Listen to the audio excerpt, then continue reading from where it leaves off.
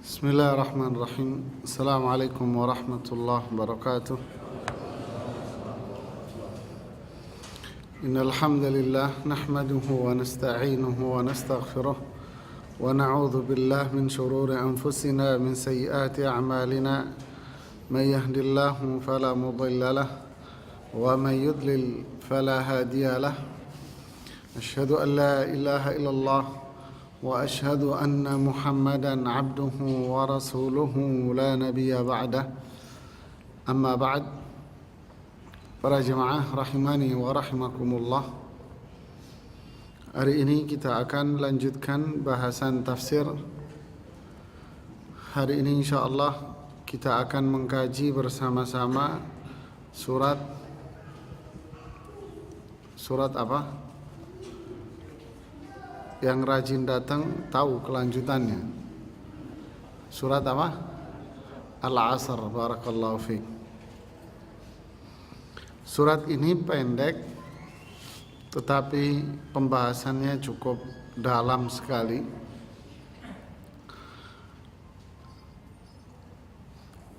Di dalam beberapa kitab tafsir disebutkan pembahasan surat ini cukup ringkas. Di antaranya Imam Ibnu Katsir, ringkas sekali beliau. Panjangnya hanya pengantarnya beliau. Pengantar surat Al-Asr panjang beliau. Lumayan panjang lah. Di situ beliau di Ibnu Katsir bercerita tentang kisah Amr bin As ya, sebelum masuk Islam dan seterusnya lah. Tetapi penjabaran dari suratnya sangatlah ringkas. Apalagi kalau kita melihat dari tafsirnya Imam As-Sa'di, memang dari awal beliau pembahasan tafsirnya ringkas. Jadi saya melihat ada pembahasan yang sangat menarik sekali pada surat ini oleh Syekh Muhammad Shalih Utsaimin pada tafsir Juz Ammanya. Beliau menjelaskan surat ini cukup bagus sekali dan mendetail. Yang lebih mendetail lagi dan sangat cakep sekali pembahasannya adalah Al-Imam Syekh Muhammad Amin Asy-Syanqiti di dalam tafsirnya Adwa'ul Bayan. Sudah diterjemahkan tafsir ini. Muhammad Amin Asy-Syanqiti. Beliau menjelaskan surat ini sangat mendalam sekali berdasarkan metode yang sudah beliau terapkan, yaitu menafsirkan ayat surat dengan surat yang lain. Dan ini yang disebut dengan metode tafsir Quran bil ma'thur. Para jamaah sekalian, ada komentar dari Imam Asy-Syafi'i rahimahullahu ta'ala yang dikutip oleh Imam Ibnu Katsir. Imam Syafi'i menjelaskan tentang kedudukan surat ini dan menjelaskan betapa besar makna yang terkandung dalam surat ini. Beliau Imam Syafi'i mengatakan, andai Allah tidak menurunkan di dalam Al-Quran kecuali surat Al-Asr saja, maka surat ini sudah cukup buat manusia semuanya. Maknanya apa? Maknanya adalah bahwa surat ini cukup menjelaskan kepada umat Islam seluruhnya tentang isi dari ajaran Islam itu sendiri. Jadi di dalam surat Al-Asr ini menjelaskan tentang pokok-pokok dari syariat Islam. Andai seorang muslim mempelajarinya, maka surat ini cukup buat pegangan bagi dia yang berkaitan dengan dasar-dasar Islam. Kali ini saya akan meringkas dari apa yang dijelaskan oleh Imam Muhammad Amin Asy-Syanqiti. Saya melihat penjabaran yang beliau sampaikan pada surat ini sudah sangat luas sekali. A'udzu billahi minasyaitonir rajim. Bismillahirrahmanirrahim. Wal 'asri innal insana lafi khusrin. Wal 'asr. Al-'asr. Apa yang dimaksud dengan kata al-'asr di sini? Beragam komentar dari para ulama ahli tafsir. Sampai ada yang mengatakan ini waktu asar. Tetapi dari sekian pandangan para ulama itu yang dinilai tepat, dinilai tepat oleh Syekh Muhammad Amin Asy-Syanqiti dan dinilai tepat oleh Syekh Muhammad Shalih Utsaimin, dan begitu juga Al-Imam Ibnu Katsir yang jauh sebelum mereka menilai al-'asr di sini mempunyai dua makna. Tapi secara umum al-'asr ini adalah zaman atau waktu. Zaman atau waktu, sehingga diterjemahkan wal 'asri, demi masa, demi zaman, waktu. Apa bedanya zaman sama waktu?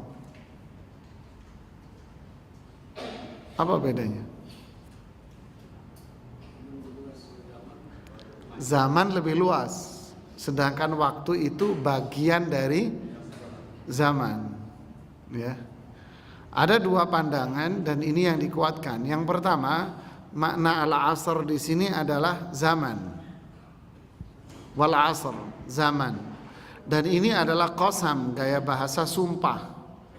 Jadi Allah Subhanahu wa taala bersumpah atas zaman yang telah Allah ciptakan. Ya. Zaman, kata Imam Asy-Syanqiti bila mengatakan dalam zaman ini di sini banyak hal-hal yang luar biasa terjadi dalam kehidupan manusia. Di situ ada perubahan-perubahan generasi manusia dari masa ke masa.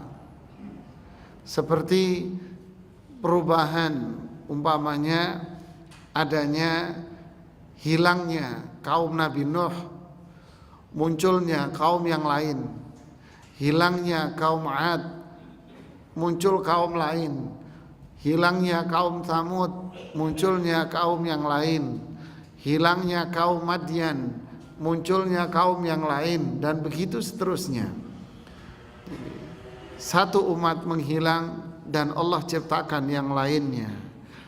Kemudian di zaman itu pula banyak kejadian-kejadian yang sudah Allah takdirkan buat manusia.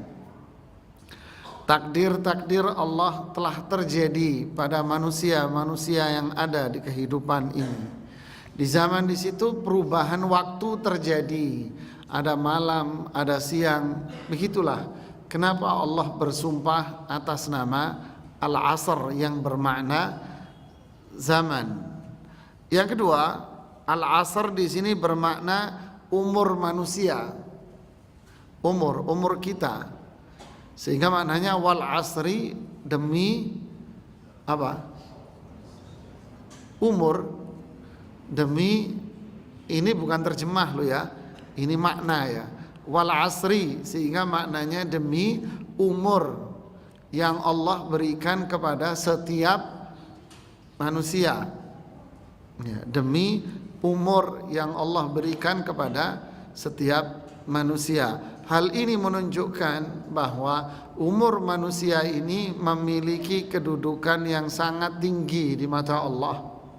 Karena dengan umur yang Allah berikan ini, manusia bisa mendapatkan hal-hal yang bermanfaat untuk dirinya.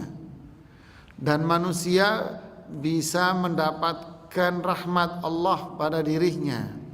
Manusia bisa menghindar dari hal-hal yang buruk yang bisa menimpa dirinya dan berbagai macam manfaat di dunia dan manfaat di akhirat bisa dia peroleh pada umurnya dia itu. Ya, wal asr, demi umur manusia dan demi waktu-waktu zaman yang dilalui oleh manusia itu sendiri. Kenapa makna ini yang dipakai oleh para ulama? Makna umur artinya semua kembali pada kehidupan manusia. Jadi kalau bicara zaman, bicara umur berarti bicara tentang apa? Kehidupan. Ya. Jadi semua bermuara dan kembali kepada satu poin, yaitu kehidupan manusia. Secara tidak langsung al-asr mengarah kepada satu titik hidupnya manusia ini. Kenapa makna ini yang diambil? Kata Syekh Syengkiti mengatakan, coba kalian perhatikan surat Al-Asr ini ada di mana? Dia berada di tengah-tengah dari dua surat yang bicara tentang kehidupan manusia. Surat di atasnya juga bicara tentang kehidupan manusia. Apa itu? Alhaakumut takatsur. Itu kehidupan. Kemudian ayat yang di bawahnya juga bicara tentang kehidupan. Wailul likulli humazatin lumaza alladzi jama'a malan wa'addada. Ini kehidupan. Ya. Jadi kehidupan manusia, umur manusia, hari-hari yang dilalui oleh manusia, sehingga surat ini ada sinergi atau maknanya itu satu alur dengan surat yang ada di atas dan yang di bawahnya. Untuk itu pada ayat yang kedua Allah mengatakan innal insana lafi khusrin, sungguh manusia itu berada dalam khusrin. Apa khusrin? Khusran, kerugian. Halak, kalau bahasa Ibnu Katsir, kerugian di sini diartikan halak. Apa halak? Kebinasaan. Jadi rugi di sini diartikan binasa. Sungguh manusia berada dalam kerugian atau kebinasaan. Ini pun kembali kepada apa? Kehidupan. Kembali kepada umurnya, kembali kepada hari-hari yang dilalui oleh manusia. Berarti manusia selama menjalani kehidupannya, dia akan berada dalam kerugian. Manusia selama menjalani kehidupannya dan umurnya, dia akan berada dalam kebinasaan. Ini poin berikutnya. Di ayat ini yang kedua, Allah menggunakan bahasa takkid, penekanan makna. Innal insan, sungguh manusia. Yang dimaksud dengan manusia di sini apa? Semua jenis yang merasa dirinya manusia, Pak. Ya. Dalam ilmu usul fiqh atau dalam ilmu tafsir, di sini menggunakan alif lam, al-insan. Alif lam dalam insan di sini mengandung makna umum, listighraqi jami'i ajnasihi. Umum artinya masuk di dalamnya semua item-item dan unit-unit yang ada di dalamnya. Jadi bahasa ekstrimnya yang merasa manusia masuk di sini, Pak. Yang merasa orang masuk sini. Innal insan, sungguh, di sini ada penekanan, sungguh manusia. Lafi dan sungguh, ada tambahan lagi penekanan di situ, yaitu huruf lam, la. Ya kan? Biasanya fi itu berada, tapi ditambahi la fi. Sungguh dan benar, sungguh manusia itu rugi. Jadi dengan menggunakan penekanan-penekanan. Manusia rugi dan binasa. Kenapa manusia rugi dan binasa? Di sini tidak dijelaskan bentuk kerugiannya apa, sebabnya. Tetapi hanya menggunakan kata khusrin, yaitu halak, binasa. Sudah, kata binasa ini sudah selesai Pak, artinya ya, binasa itu selesai artinya. Maksudnya apa selesai? Maksudnya apa maksud saya selesai? Neraka Pak, habis sudah ceritanya, sudah binasa ya, sudah neraka Pak. Terlepas dari siapapun yang ada, dia akan berada dalam kebinasaan, dia akan rugi. Yang menarik ini semua adalah kita pengen mencari sebabnya. Kita mencari sebab. Kenapa kok dikatakan di sini semua manusia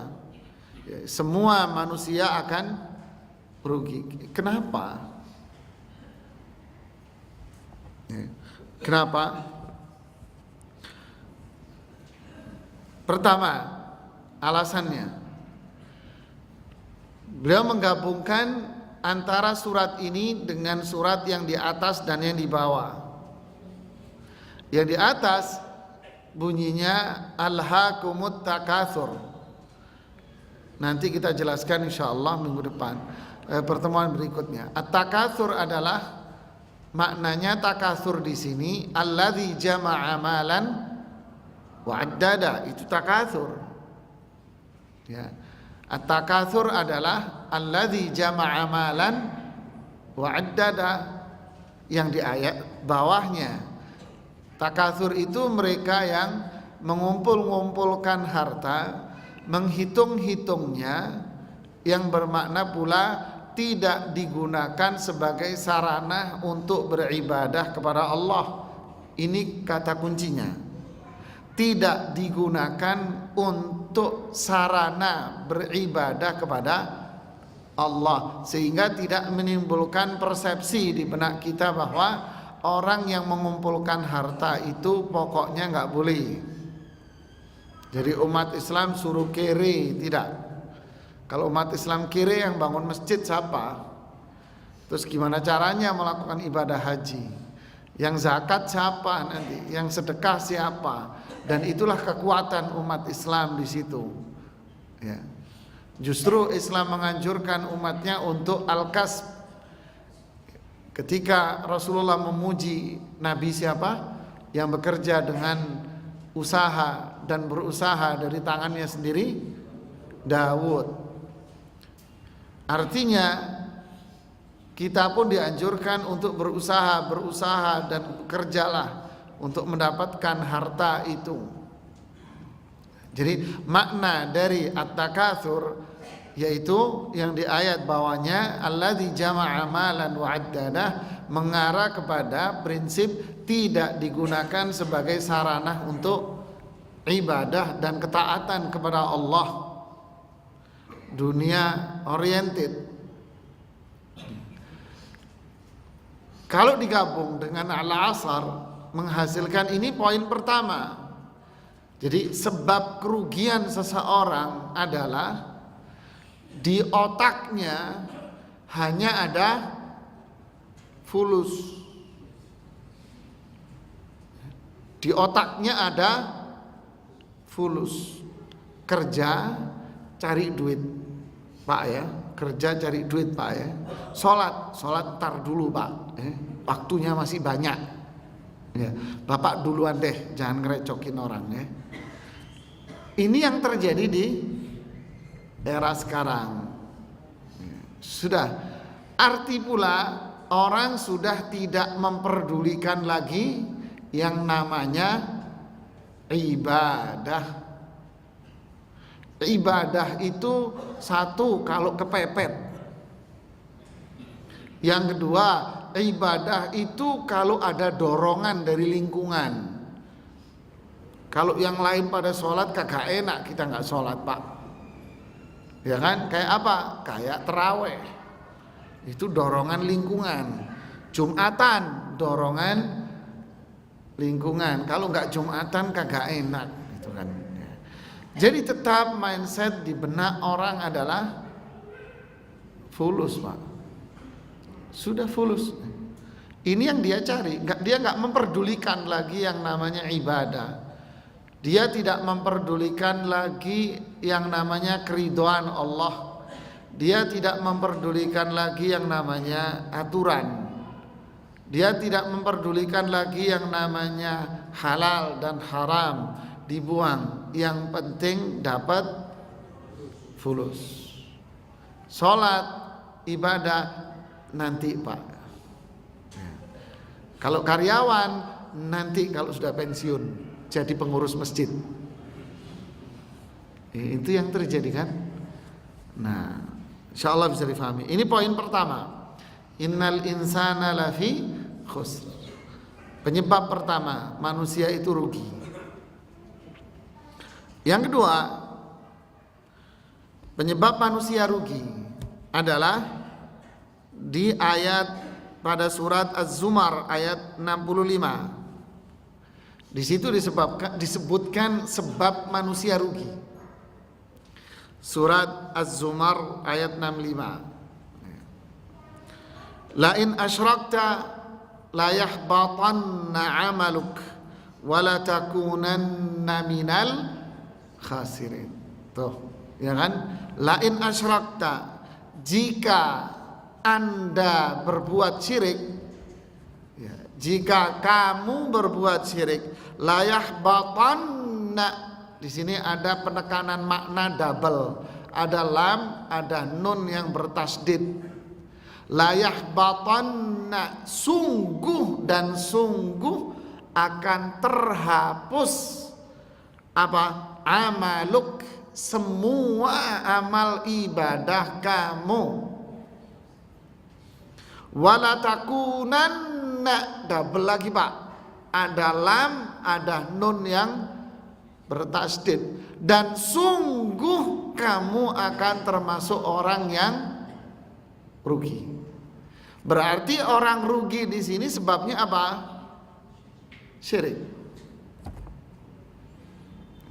Yang pertama tadi mata duiten, yang kedua syirik. Orang berbuat syirik, apapun bentuk kemusyrikan yang dia lakukan, khususnya syirik besar, maka semua ibadah yang dia lakukan, apapun pula bentuk ibadah yang dia lakukan selama dia hidup, sebelum dia bertaubat, faja'alnahu haba'an mansura, kami jadikan semua itu seperti debu yang tiup angin.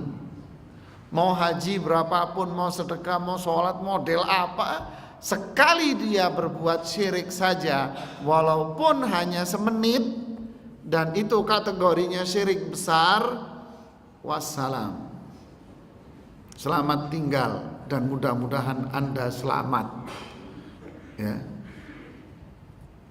Bubar semua pak. Ini yang menjadi penyebab seseorang itu rugi. Sama pula dengan termasuk kerugian adalah yang ada di dalam surat Al-An'am ayat 31. Di situ Allah berfirman, qad khasiral ladzina kadzdzabu biliqa'illah, sungguh telah merugi siapa? Orang-orang yang gak percaya dengan hari pertemuan dengan Allah, hari akhir. Jadi orang-orang yang kufur, gak percaya dengan hari akhir, itu adalah orang-orang yang rugi. Jadi orang yang berbuat syirik dan orang yang kufur atau orang kafir itu semuanya merugi. Ya. Bisa jadi dia memang non muslim, bisa jadi dia mengaku Islam tapi nggak percaya dengan hari akhir. Ini sangat membahayakan ya. Makanya dari Nabi dan Rasul yang pertama sampai Rasulullah Sallallahu Alaihi Wasallam, semua Nabi dan Rasul itu selalu menyeru umatnya agar menghindar diri dari namanya syirik. Bahkan para Nabi yang datang melanjutkan tongkat estafet Rasul sebelumnya pun memiliki tugas yang sama. Nabi yang bukan Rasul yang datang setelah Rasul seperti Nabi Musa ya, setelah Nabi Musa itu ada 5 apa 6 Rasul yang hidup sezaman dengan beliau ya kan, semuanya berdakwah dengan dakwah yang sama, yaitu mencegah umatnya agar mereka tidak berbuat syirik. Seperti Uzair mencegah umatnya agar tidak berbuat syirik, dan yang kedua agar tidak berbuat kufur dengan mengatakan bahwa dirinya adalah anak Tuhan. Begitu seterusnya. Sebab yang lain ya, disebutkan pada surat Al-A'raf ayat yang ke-9. Allah berfirman, "Wa man khaffat mawazinuhu faulaika alladzina khasiru anfusahum." Lihat. Adapun orang-orang yang timbangannya itu ringan, merekalah orang-orang yang merugikan dirinya sendiri. Jadi yang dimaksud dengan orang yang timbangannya ringan apa? Yaitu siapa?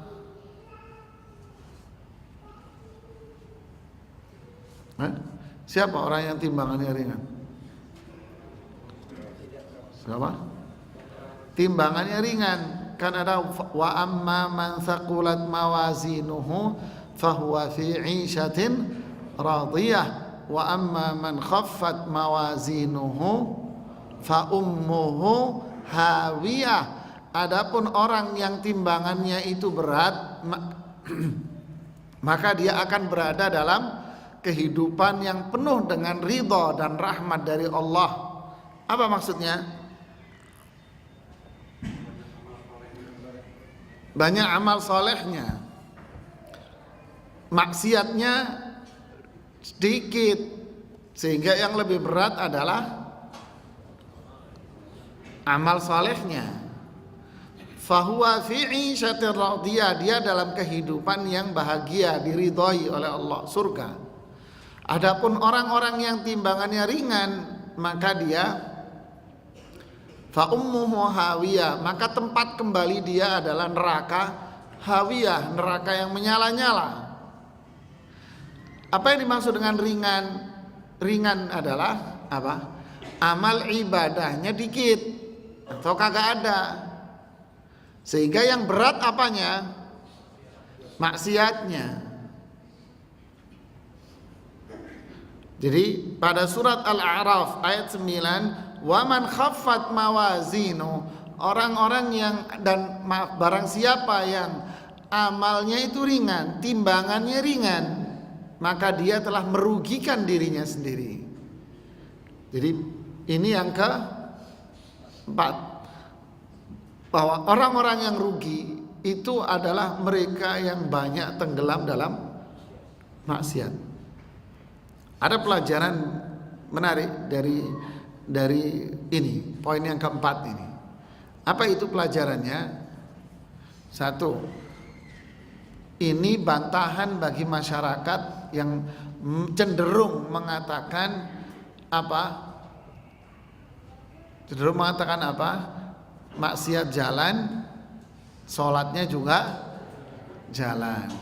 Ini bantahan pada mereka, bukan bantahan ya, menjelaskan kepada mereka bahwa maksiat dan taat itu tidak akan bertemu.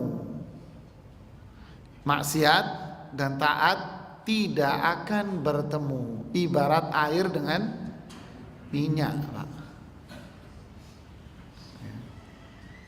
Yang kedua, berarti di akhirat itu ada yang namanya mizan, timbangan. Tujuannya apa? Tujuannya adalah keadilan Allah, menunjukkan keadilan Allah, menunjukkan akan menimbang di situ perbuatan manusia, amal manusia akan ditimbang di situ. Sini Syekh Utsaimin menjelaskan para ulama berbeda pendapat apa yang ditimbang, amalnya apa orangnya. Kalau Syekh Utsaimin cenderung mengatakan semuanya. Ya kalau amalnya ya berarti orangnya juga, kan gitu kan. Alhasil bahwa kita beriman bahwa di akhirat kelak ada yang namanya mizan. Jadi maksiat itu tidak akan bertemu dengan taat. Maknanya pula orang yang bermaksiat pasti dirinya akan jauh dari ketaatan. Iya kan? Orang yang bermaksiat pasti dirinya akan jauh dari ketaatan. Orang yang taat pasti terjauh dari yang mana? Nah, ini yang pembahasan menarik kan. Ya, intinya dari pembahasan ini kita ingin menarik sebab aja. Sebab kebinasaan manusia itu apa? Ternyata poin keempat ini adalah banyak manusia yang maksiat. Terlalu banyak manusia maksiat. Maksiat itu bisa dikategorikan kufur, syirik yang atas tadi. Bisa dikategorikan syirik tadi itu maksiat. Dan itu biangnya. Maksiat bisa dimasukkan pada poin yang ketiga tadi, yaitu kekufuran. Maksiat juga bermakna dosa-dosa besar semuanya. Maksiat juga berarti dosa kecil yang dipiara. Ya kan? Iyyakum wa muhaqqiratiz dzunub fa innahunna idza ijtama'na yuhlikna. Hindari atas diri kalian dosa-dosa kecil, karena dosa kecil itu kalau ngumpul ya juga binasain kalian. Kata penyair Arab, la tahqiranna saghiran innal jibala minal hasa. Jangan menyepelekan yang kecil. Gunung itu dari pasir, Mas, katanya.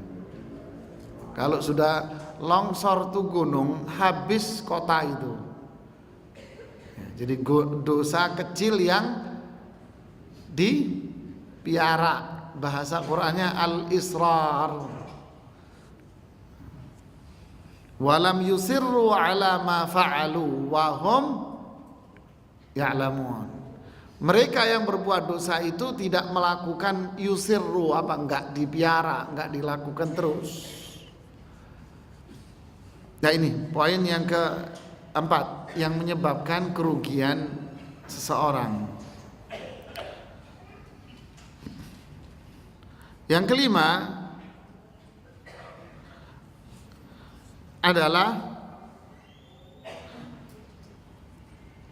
diambil oleh Imam Syaqiti dari ayat pada surat Al-Imran ayat 85. Diambil pada ayat itu, yaitu wa may yabtaghi ghairal islami dinan falan yuqbala minhu wa huwa fil akhirati minal khasirin. Barang siapa yang mencari selain agama Islam, barang siapa yang mencari agama selain Islam, maka tidak akan diterima dari dirinya, dan kelak di akhirat dia termasuk orang-orang yang merugi. Maksudnya apa? Islam ini agama yang dibangun di atas prinsip saling menasehati. Sehingga orang yang tidak melakukan prinsip kebenaran, Islam tegak di atas pondasi al-haq, kebenaran. Kebenaran itu milik Islam. Islam itu benar, dan benar ini bisa dia realisasikan dengan cara apa? Disebarkan prinsip nasihat menasehati, prinsip amar ma'ruf nahi mungkar. Inilah prinsip Islam. Sehingga dimaknai oleh beliau apa? Seseorang yang meninggalkan prinsip tawasi bil haq, saling menasehati, itu dibuang dalam kehidupan dia, maka dia bisa termasuk orang yang rugi, Pak. Rugi. Umpama dia melihat kemungkaran di keluarganya, didiemin. Anaknya kakak sholat, didiemin aja. Anak perempuannya keluar tanpa jilbab syar'i, didiemin. Kalau ditanya kenapa didiemin, jawab, sudah saya tegur, nggak mau. Loh, enak aman. Cuman begitu doang, nggak bisa. Ya, ini kesalahan fatal. Ini orang tua yang nuntun anaknya ke neraka namanya. Ya, ini orang tua yang nuntun anaknya ke neraka. Ada kemungkaran di depan mata, dia didiemin. Dengan dasar sudah saya tegur, kapan negornya? Ditegur sekali, 2 kali, diem, saya sudah nggak ditegur lagi. Ini namanya orang tua nuntun anaknya ke neraka, Pak. Jadi terlalu bahaya. Jadi meninggalkan prinsip tawasi bil haq. Di sisi masyarakat, jika kebenaran itu ditutupi, apa yang ada dalam Islam ditutupi, maka masyarakat semakin jauh dari Islam. Ada seorang mengatakan kepada saya, Ustadz, kalau saya ditanya oleh orang lain tentang umpamanya hal-hal yang tidak ada tuntunannya dalam Islam, seperti Maulid Nabi, Isra Mi'raj dan sebagainya, apa yang harus saya jawab? Saya bilang, jawab tentang kebenaran. Ucapkan kebenaran di depan mereka. Kalau memang itu tidak ada tuntunannya, jawab itu tidak ada tuntunannya. La tajid qauman yu'minuna billah yuwaduna man hadallaha wa rasulah. Kalian tidak akan mendapati orang yang beriman kepada Allah dan Rasulnya memiliki rasa kasih sayang dengan orang yang memusuhi Allah dan Rasulnya. Kalau ada orang membenci Allah dan Rasulnya, jawab bahwa itu adalah kekufuran. Kalau ada orang mengatakan, walaupun itu tetangga, Pak, saya ntar malam di rumah ada acara nisfu Sya'ban, ya, kita baca Yasin umpamanya. Saya menjawab apa sebagai tetangga? Kagak enak, Pak. Terus Anda datang, ini munafik. Jawab apa? Jawab, mohon maaf, Pak, itu tidak ada tuntunan dari Islam dan saya tidak bisa datang. Jawab. Cuman cara menjawabnya bagaimana? Cara menjawabnya, innallaha yuhibbur rifqa fil amri kullih. Sesungguhnya Allah mencintai lemah lembut dalam segala hal. Ya. Jawab dengan kepada mereka dengan bahasa yang lembut. Ya. Jangan jawab dengan bahasa saya ceramah. Bubar Anda. Ini bahasa ceramah, Mas, ya. Rasulullah kalau ceramah, ihmarrat ainah, matanya merah, mukanya merah, suaranya keras dan tinggi.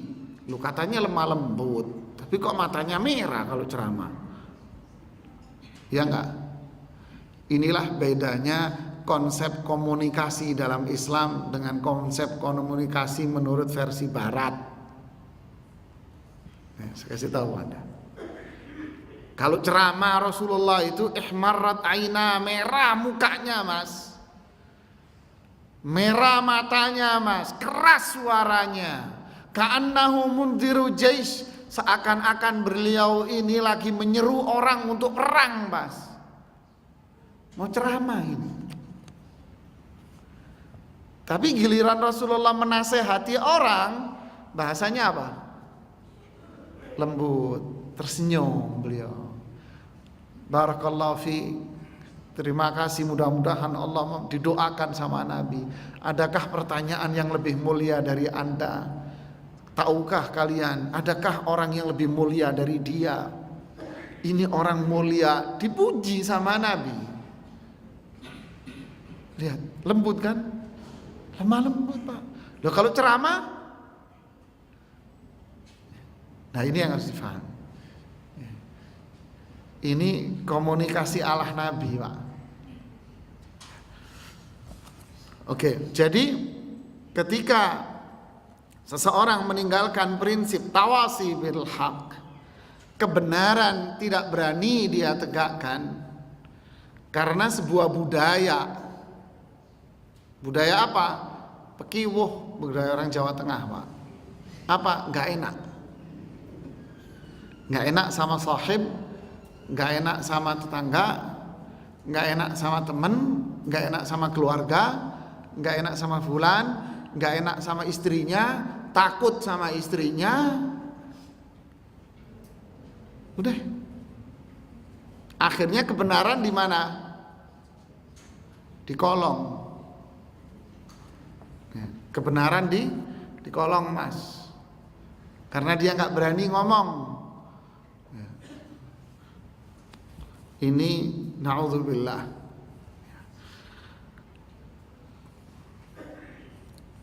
Inilah sebab-sebab. Ada lagi satu lagi yang disebutkan oleh Imam Sengkiti, yaitu pada ayat surat Al-Hajj ayat 11. Ini yang terakhir. Surat Al-Hajj ayat 11. Wa minan nasi may ya'budullaha ala harf fa in asabahu khairun itma'anna bih. Sebagian manusia ada yang beribadah kepada Allah seenak hatinya, semutnya, Pak. Kalau mood, kalau enak. Kalau dia dapat kebaikan, yang dimaksud kebaikan di sini apa? Fulus, apa lagi terus? Ya, kebaikan itu, khair itu diartikan, kadang diartikan mal, harta. Kalau dia dapat rezeki ini diartikan selalu apa? Fulus lagi, Pak. Pokoknya semua larinya ke fulus, semua lari ke situ. Rezeki, duit, baik, duit, deh semua. Orang itu baik, Pak, ya. Kenapa? Dapat duit kamu. Semua pokoknya diartikan sama orang apa? Duit, ya sih, itu poin pertama tadi. Semua duit. Wah, itu orang percuma, Pak, jelek, Pak. Kenapa? Nggak dapat duit dari dia. Udah semua. Sampai menilai Allah pun dengan duit, Pak. Mau bukti? Fa ammal insanu idza mabtalahu rabbuhu fa akramahu wa na'amahu fa yaqulu rabbi. Kalau dia dapat rezeki ini berhasil, Allah memang maha adil, Pak, ya. Sambil senyum begitu ngomongnya, Pak. Allah maha adil, Pak, ya. Baik Allah itu memang, Pak, baik. Fa amma idza mabtalahu faqadara alaihi rizqah fayaqulu rabbi. Sono mentok. Mana katanya Allah maha adil? Saya sudah doa setiap hari kagak dikabulin. Jadi semua dinilai. Dia pengen doa dikabulkan. Pengennya seperti apa? Pengennya bangun tidur di bawah bantalnya ono duite, Pak. Semua sudah, pokoknya larinya ke duit. Apa aja dalam kehidupan orang. Kasih duit senyum, kasih duit nggak dikasih, cembetut. Subhanallah. Jadi gampang kalau istri Anda ngambek, kasih duit senyum nanti. Mohon maaf ibu-ibu, ya, mohon maaf. Ya inilah. Fa in asabahu khairun itma'anna bih. Jika dia mendapatkan kebaikan, harta, apa? Tenang, Pak. Maknanya lagi, ketenangan hati diukur dengan fulus lagi, Pak. Itu bahasa Quran. Itma'an Nabi. Apa itma'anna? Tumakninah, tentrem, adem, ayem, loh jinawi. Kapan, Pak? Ono fuluse, Pak. Tenang, pagi-pagi sudah ngeteh. Tumben Pak nggak pergi. Iya Pak, kenapa? Lagi dapat untung kemarin, jadi tenang. Astaghfirullahaladzim. Wa in asabathu fitnatun inqalaba ala wajhihi.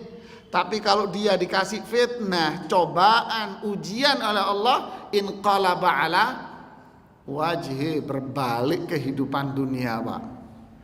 Khasirat dunya wal akhirah. Orang kayak begini rugi dunia akhirat, Pak. Loh, katanya tadi tenang kalau dapat duit. Ternyata ketenangan itu hanya ketenangan semu. Orang Jawa Timur bilang apa? Ketoke, Pak. Ketoke, Pak. Apa ketoke itu, Pak? Ya, kelihatannya semu. Semuanya. Padahal sebetulnya apa? Di dalam hatinya tidak ada ketenangan dalam dirinya sama sekali. Maknanya apa ini? Khasirat dunia wal akhirah, ini orang rugi dunia akhirat. Dzalika huwal khusranul mubin. Inilah orang-orang yang mengalami kerugian yang nyata, kebinasaan yang nyata. Siapa dia? Dimaknai oleh Imam Syinqiti apa? Tidak memiliki kesabaran dalam menghadapi cobaan. Jadi orang yang rugi terakhir ada apa? Nggak sabar. Ada berapa tadi, Pak?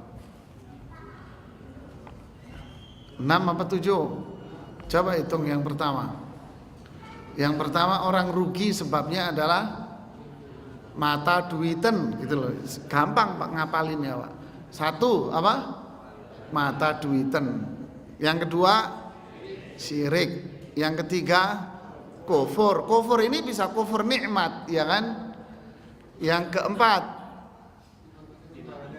banyak maksiat. Kan gitu kan? Banyak maksiat. Yang kelima tidak saling menasehati. Kemudian yang keenam tidak sabar dalam menghadapi musibah. Inilah innal insana lafi khusrin. Jadi dari 6 ini pun dikerucutkan lagi. Dari 6 poin ini mengkerucut kepada satu kalimat. Apa itu? Kita lanjutkan nanti habis sholat.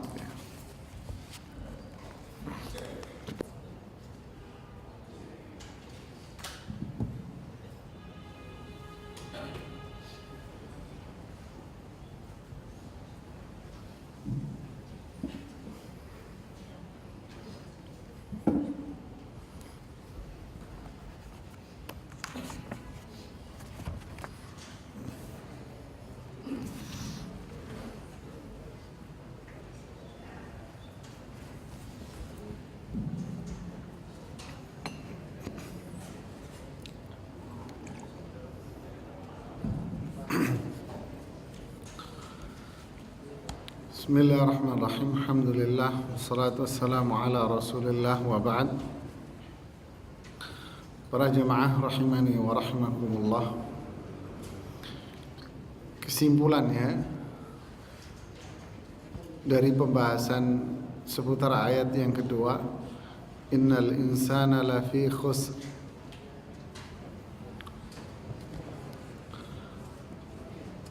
Dijelaskan oleh Syekh Muhammad Amin Syinqiti, beliau mengatakan ittafaqu ala anna ra'sa malil insan fi hayatihi huwa umruh. Para ulama bersepakat bahwa modal manusia dalam kehidupannya itu umurnya. modal manusia dalam roda kehidupan dia itu umurnya. Kullifa bi'i'malihi fi fatrat wujudihi fid dunya. Dia diperintahkan untuk menggunakan umurnya itu selama dia berada di dunia. Lihat kata-kata selama dia berada di dunia, ya. Diperintahkan untuk menggunakannya. Fahiyalahu kasuq. Umur manusia itu ibarat dia berada di sebuah pasar, maksudnya di medan bisnis. Fa in a'malahu fi khairin rabih. Jika dia gunakan dan manfaatkan dalam jalan-jalan yang baik, maka dia akan untung. Wa in a'malahu fi syarrin khasir. Jika dia gunakan pada jalan-jalan keburukan, maka dia rugi. Jadi ini umur manusia ini modal yang Allah berikan kepada kita. Untuk apa? Wa ma khalaqtul jinna wal insa illa liya'budun. Itu yang harus dimanfaatkan umur dalam konteks ini. Itulah jalannya dan itulah jalur yang harus ditempuh manusia selama kehidupannya. Seperti yang ada pada surat At-Taubah pada ayat yang ke-111. Di sini Allah menyamakan modal umur manusia itu ibarat modal dagangan. Inna Allah ashtara minal mu'minina anfusahum wa amwalahum bi anna lahum jannah. Allah akan membeli, mengganti dari orang-orang beriman itu jiwa dan hartanya dengan surga.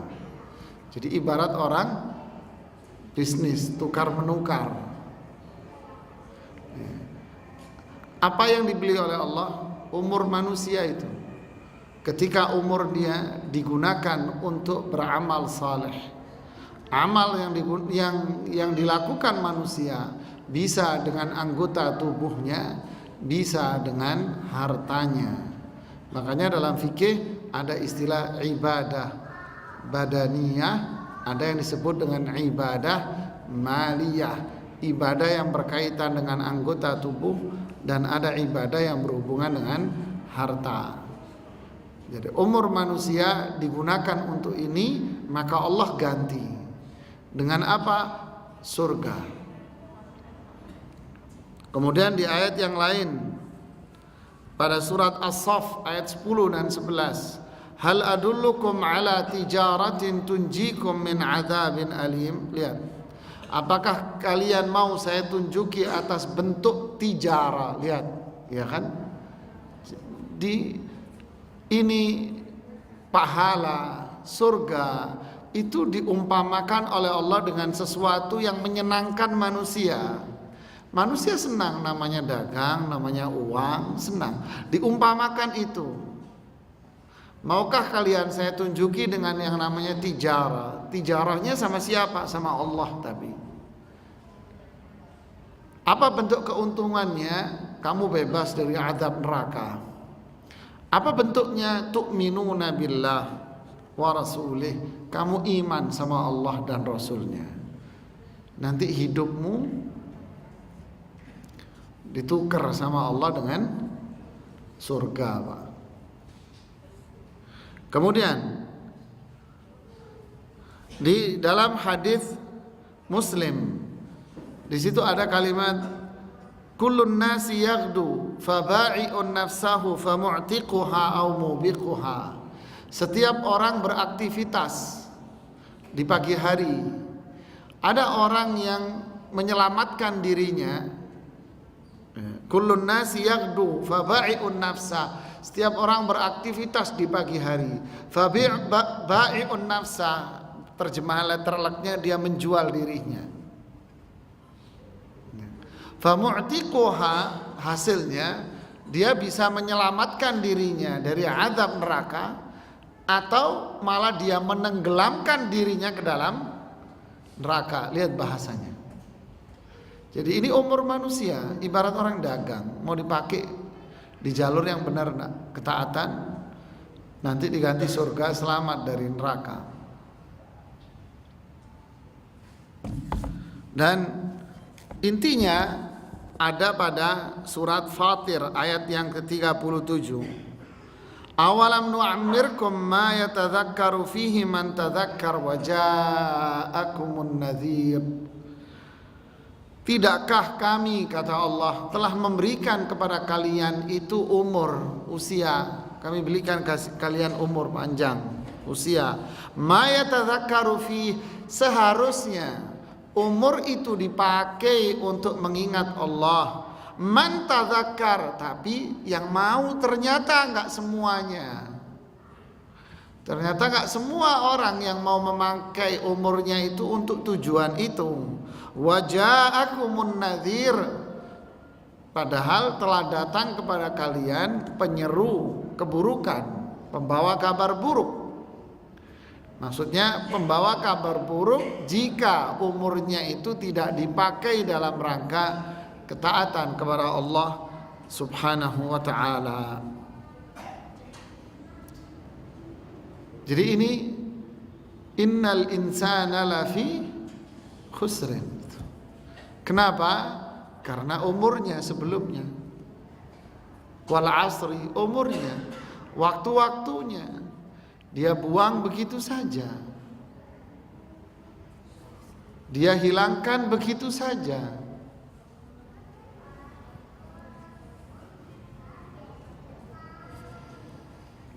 Saya teringat kisah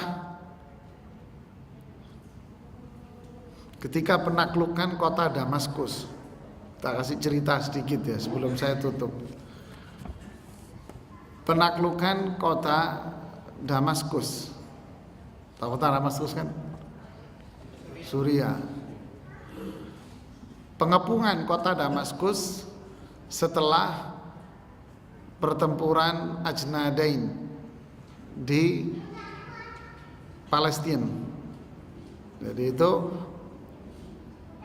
pertempuran pertama di kota Syam yang besar dalam rangka menaklukkan kota Palestina. Habis menang dari pertempuran Ajnadain, para pasukan itu melanjutkan perjalanan lagi kembali ke Suriah, yaitu Damaskus, untuk melakukan pengepungan kota Damaskus dari kekuasaan kerajaan Romawi. Pertempuran pun nggak bisa terelakkan antara pasukan Khalid bin Walid dengan bantuan pula dari pasukannya Abu Ubaidah bin Jarrah dan pasukannya Syurahbil bin Hasanah dan Yazid bin Abu Sufyan. Sedangkan Amr bin As tetap tinggal di Palestina, kan gitu. Mereka bertempur keras dan pertempuran itu dimenangkan oleh Khalid bin Walid, dan komandan perang keseluruhan adalah Khalid bin Walid. Di tengah pertempuran berkecamuk, waktu itu bulan Jumadil Akhir, tahun ke berapa? Nggak salah, ke-15. Bertepatan hari bulan itu wafatnya Abu Bakar As-Siddiq radhiyallahu ta'ala anhu sebagai komandan pimpinan utama dalam hal ini. Abu Bakar As-Siddiq wafat dalam pertempuran itu. Kemudian diganti khalifah oleh Umar ibn al-Khattab. Setelah Umar dibaiat, Umar mengirimkan surat kepada Abu Ubaidah. Padahal komandan perangnya siapa? Khalid. Kirim ke Abu Ubaidah. Dibuka surat oleh Abu Ubaidah. Suratnya pendek. dari hamba Allah Umar ibnul Khattab memberitahukan bahwasannya Khalifatu Rasulullah Abu Bakar As-Siddiq telah wafat. Lalu isinya doa-doa untuk Abu Bakar As-Siddiq, jasa-jasa dan doa-doa untuk Abu Bakar As-Siddiq cukup panjang. Kemudian dilanjutkan surat itu Abu Umar dengan mengatakan, saya meminta Anda, yaitu Abu Ubaidah, untuk melanjutkan kepemimpinan dan komando pasukan ini, dan seterusnya. Artinya apa? Diganti komandannya oleh Abu Ubaidah. Surat itu, inilah para sahabatnya, umurnya dipakai untuk umurnya, jiwanya, hartanya mau dijual kepada Allah. Dia nggak mementingkan dunia, dia mau dijual ini, umurnya mau dijual kepada Allah. Apa akhirnya? Surat itu dikantongin sama Abu Ubaidah, kantongin. Artinya pertempuran terus berlalu dengan komandan perangnya siapa? Khalid. Khalid terus memimpin pasukan, dan waktu sholat pun Khalid tetap menjadi imam karena beliau komandannya. Sampai suratnya Umar bin Khattab sampai ke tangannya Khalid, memberitahukan surat itu bahwa kepemimpinan ini diserahkan kepada Abu Ubaidah. Apa yang terjadi? Mereka hidup bukan untuk dunia. Disamperi oleh Khalid bin Walid Abu Ubaidah. Beliau sami marah kepada Abu Ubaidah, ya Abu Ubaidah, telah sampai kepadamu surat dari Umar ibnul Khattab Amirul Mukminin. Kenapa engkau sembunyikan surat itu dari diriku? Jawaban Abu Ubaidah, saya tidak mau yang memberitahukan berita ini saya. Biarkan orang lain atau Umar bin Khattab sendiri yang ngasih tahu kepada dirimu. Apalah artinya kehidupan dunia pada diriku ini? Semua yang ada di dunia akan pergi, dan saya pun akan pergi dari dunia ini. Tidak ada sesuatu yang bisa menggantikan kita daripada kepentingan kita untuk kembali dan bertemu dengan Allah. Ini semua adalah amanah saja. Lihat Pak, ya. Besar hati mereka, karena mereka tahu umur dia bukan untuk ganti-gantian jabatan. Umur mereka bukan untuk jabatan. Bukan. Usia saya bukan di sini, bukan di jabatan. Mau jabatannya yang menjabat perang siapa saja, nggak masalah. Yang penting apa?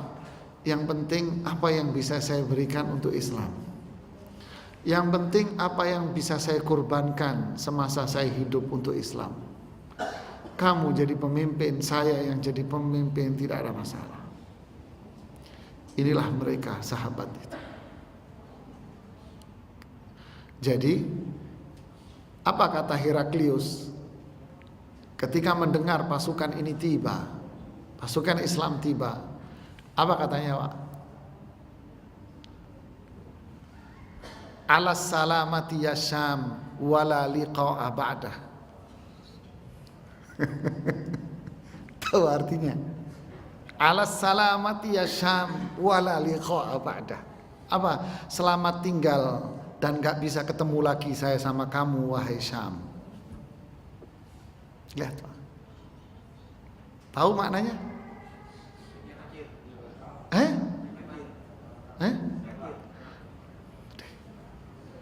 Umat Islam datang, selamat tinggal negara Syam. Saya nggak bisa menduduki sini lagi. Kenapa? Ada orang Islam di sini ya. Saya pasti kalah. Kenapa? Karena di mata para sahabat bukan dunia yang dia cari. Yang dicari di mata para sahabat itu adalah apa? umurnya dia untuk Allah. Umur dia untuk Allah. Subhanallah. Sedangkan mereka umur dia untuk apa? Jabatan, kedudukan dan dunia. Lihat. Subhanallah, inilah mereka. Makanya mereka ditakuti. Amr bin As nulis surat, "Ya Amirul Mukminin, mereka tidak akan menyerahkan kota Palestina kecuali hanya kepadamu." Umar datang ke Syam, ikut masuk kota namanya Jabiyah, ingin bertempur dan menaklukkan kota Jabiyah. Apa yang terjadi? Umar bin Khattab mau datang, pasukan Heraklius datang, dengar Umar mau datang. Apa Pak? Ngacir pulang Pak. Umar datang sepi kotanya.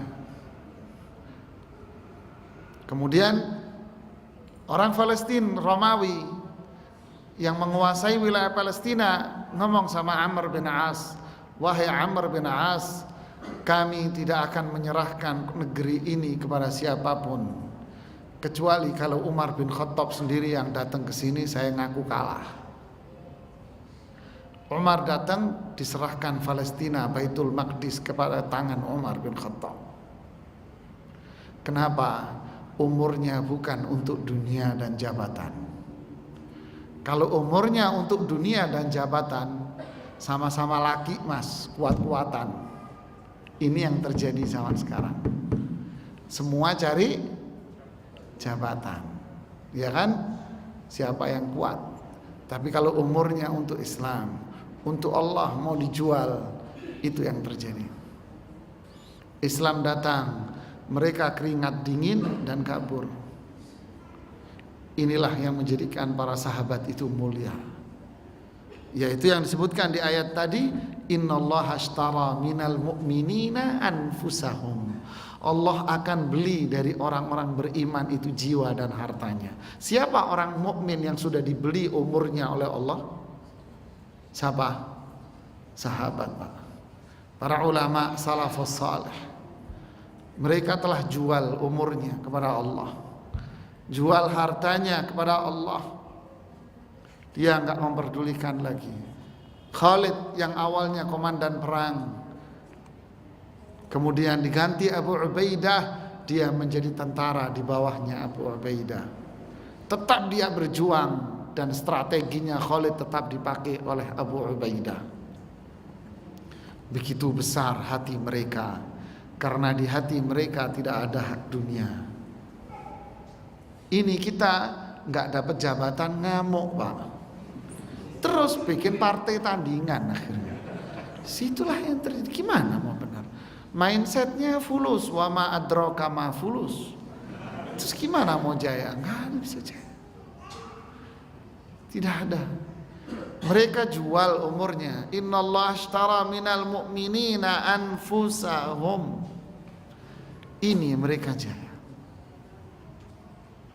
Subhanallah. Itulah perjuangan mereka para sahabat.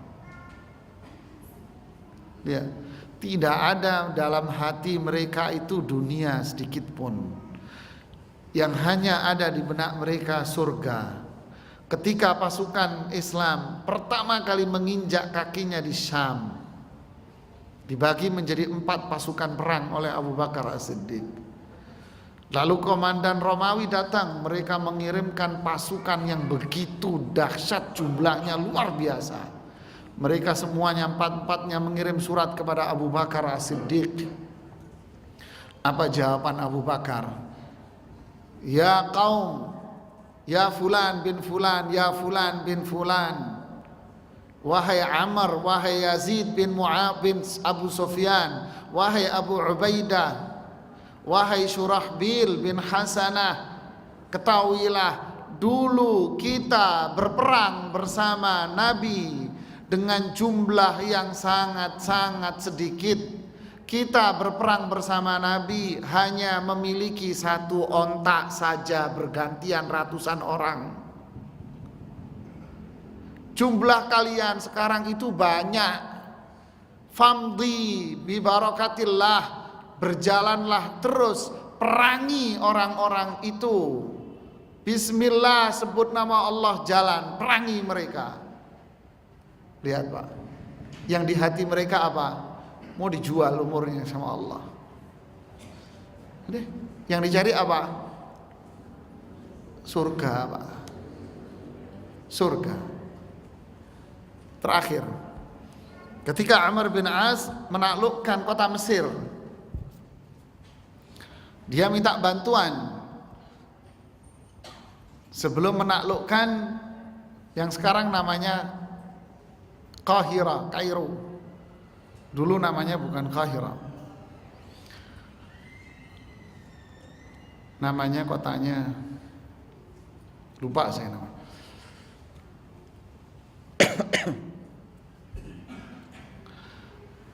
Sebelum menaklukkan itu terkenal dengan benteng yang luar biasa dahsyatnya, bentengnya itu Babylon namanya. Baru ingat saya, Babylon namanya. Benteng yang luar biasa dahsyatnya benteng. Amr bin As minta bantuan. Apa yang dikirim sama Umar bin Khattab? Tulis surat Umar. Ya Amr, saya kirim kepadamu 4.000 pasukan. 4.000 pasukan ini dibagi menjadi 4. Berarti 1.000. Perhatikan ucapan Umar. Setiap 1.000 pasukan ada 1 orang sama dengan 1.000.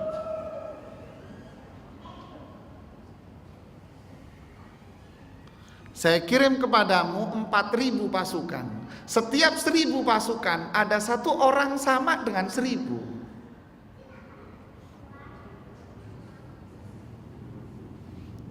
Ya. Ada 1 orang di situ, dia mampu menghadapi 1.000 pasukan lawan, Mas. Zubair bin Awam, Miqdad ibnul Aswad, dan 2 lupa saya namanya. Ini orang mampu menghadapi 1.000 orang. Kayak apa bentuk badannya? Badannya bisa biasa, tapi hatinya, Mas, yang hanya di benaknya siapa? Saya mau jual diri saya sama Allah. Kata Abu Bakar As-Siddiq semasa beliau hidup, lan yahzima jaisun fihi Qaq' ibnu Amr. Tentara Islam, jika ada Qaq' bin Amr, nggak akan kalah. 1 Qaq' bin Amr mampu mengalahkan 1.000 pasukan lawan. Punya apa Pak? Punya hati. Punya hati. Hatinya, umurnya dikorbanin. Dikorbanin hatinya. Kami datang membawa Islam. Masuk Islam kalian selamat jika tidak bayar jizyah. Jika tidak bayar jizyah, kami datang cari mati. Mau ngomong apa maksudnya Pak? Saya datang cari mati, mati syahid. Saya mau jual sama Allah surga. Mau dicopot jadi komandan perang, mau jadi pasukan biasa, nggak ngurus, ya kan? Nggak ngurus. Yang penting apa yang bisa saya berikan untuk Islam. Ini kata kuncinya. Wallahu a'lam bishawab. Kita lanjutkan kelanjutan surat ini nanti pada pertemuan berikutnya. Wallahu a'lam. Barangkali ada yang ingin ditanyakan, diskusikan, silakan.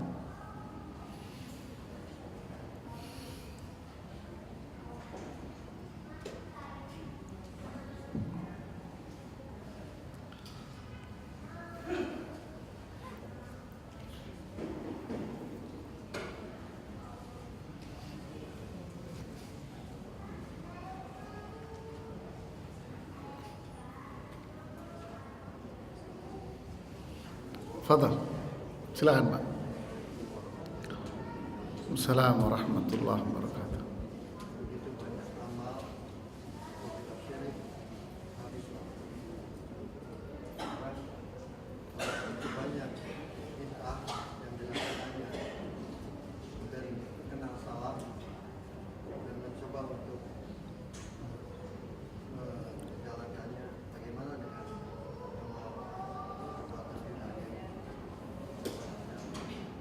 Ya, barakallahu fiik. Pertanyaan bagus sekali.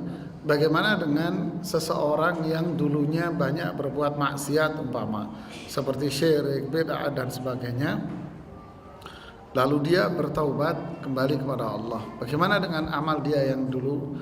Al-Islam yajubbu ma qablah. Islam ini menghapus semua kesalahan Anda sebelumnya.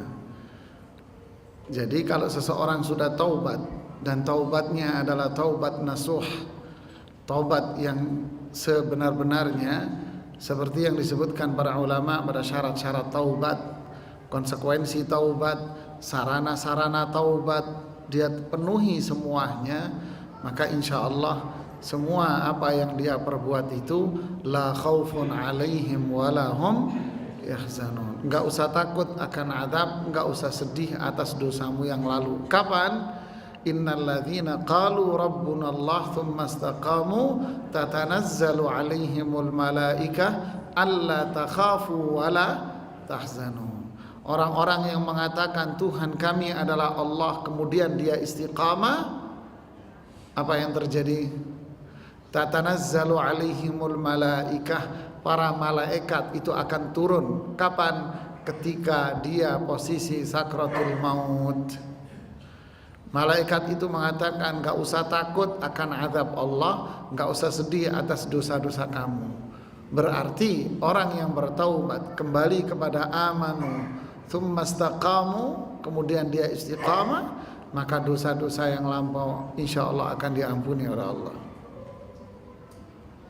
Iya.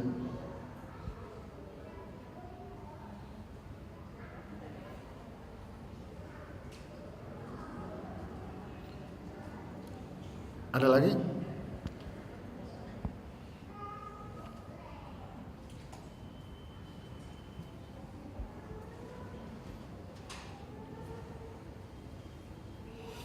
Ada pertanyaan?